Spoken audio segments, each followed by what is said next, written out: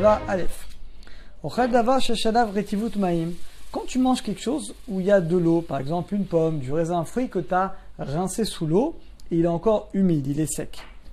Oshar mashkim, ou alors d'autres choses, ou alors que tu as trempé dans un autre liquide, par exemple, donc il y a les fameux 7 liquides, c'est quoi? C'est le vin, le miel, on parle le miel d'abeille, shemen zaïd, de l'huile d'olive, du lait, de la rosée, du sang ou de l'eau. Bon, c'est surtout l'eau, et massé, c'est surtout de l'eau.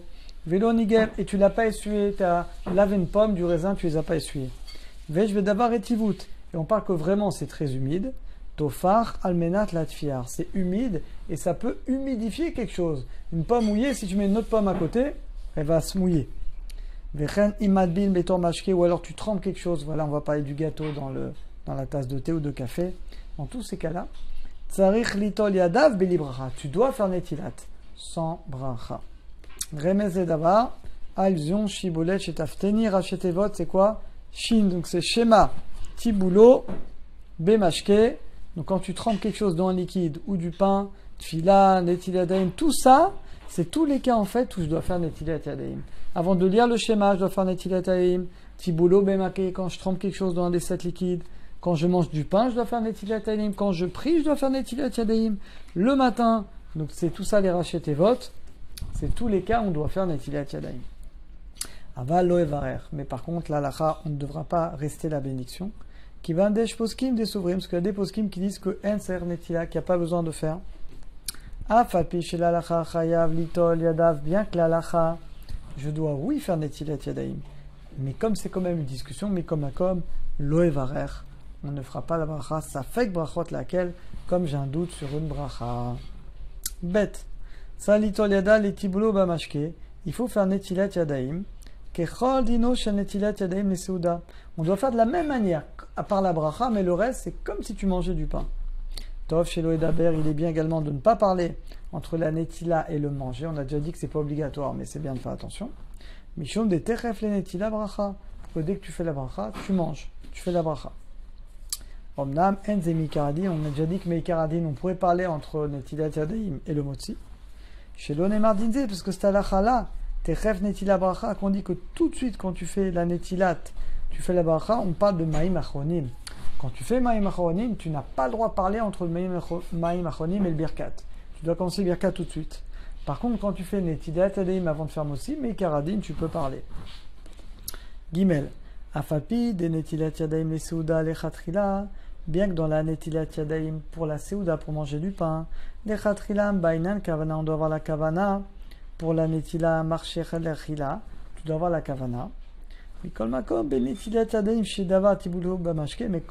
tu vas juste faire une netila pour tremper un gâteau dans le thé, dans ce cas-là, ensar kavana, tu n'as pas besoin forcément de la kavana. Dalet.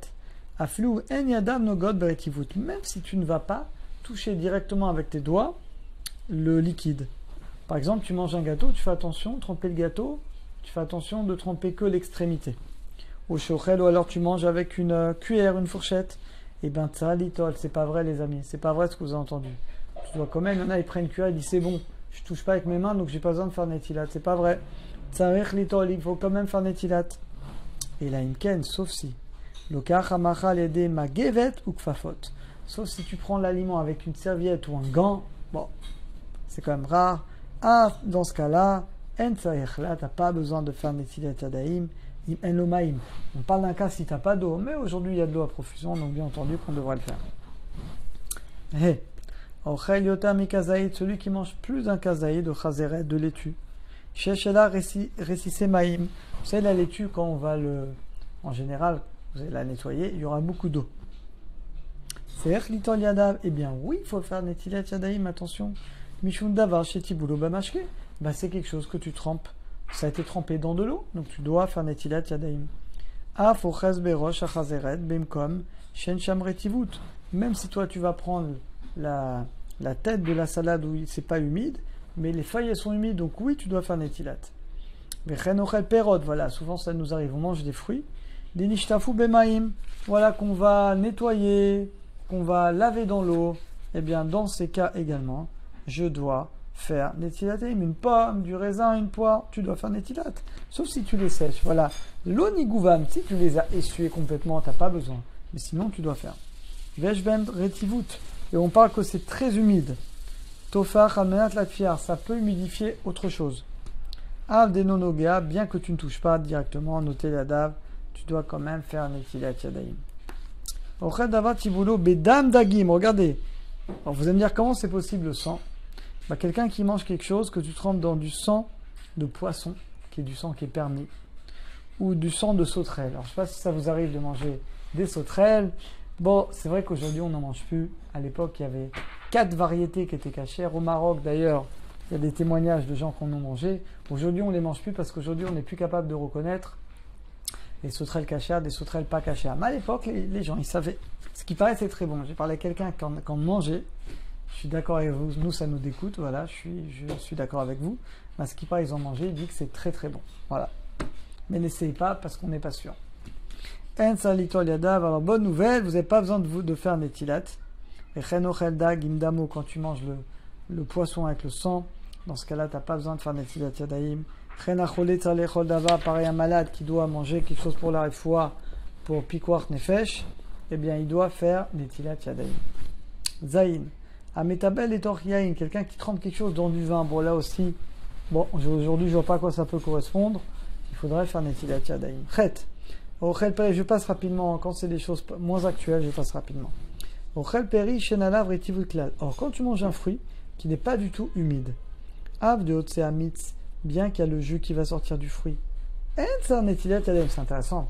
Je mange une orange, il y a plein de pulpe. Là, tu n'as pas besoin de faire netilat parce que c'est le jus qui vient du fruit. C'est pas une humidité extérieure.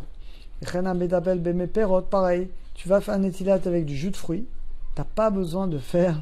Tu vas boire un jus de fruit. Tu n'as pas besoin de faire un netilat yadayim. Tu vas tremper quelque chose.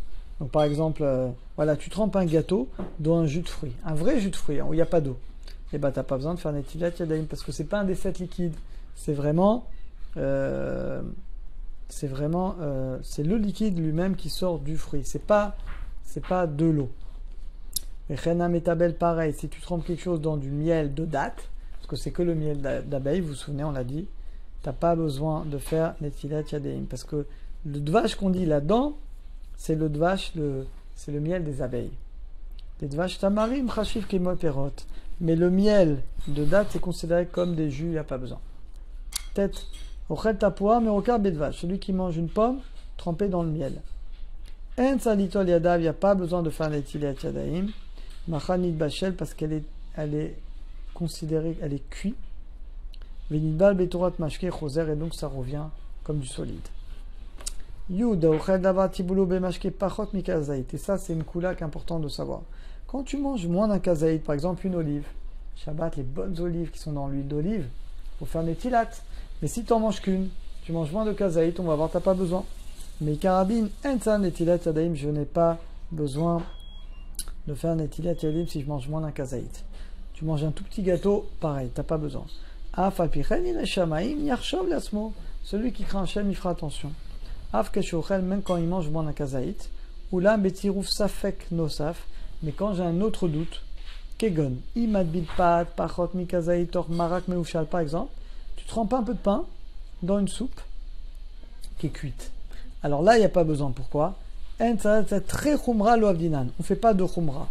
2 mesures de piété. C'est quoi les 2 khumrot? Premièrement, comme la soupe, elle est cuite. Donc il y en a qui disent qu'il n'y a pas besoin. Et deuxièmement, on parle de moins d'un kazaït.